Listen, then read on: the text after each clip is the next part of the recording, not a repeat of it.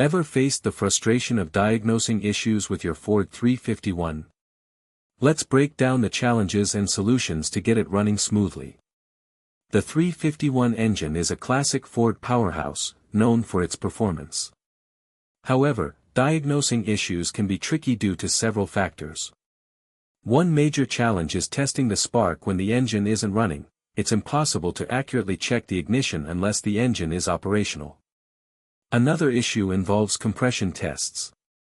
The 351 has a standard compression around 8:5:1, differing from the higher 9:1 of the 302 series. Timing issues are common with these engines. The timing cover and balancer must match to ensure correct firing order, preventing misfires or inefficiencies. Fuel pump problems have also been noted by many enthusiasts. Misdiagnosis is common. Thorough testing can help avoid unnecessary replacements.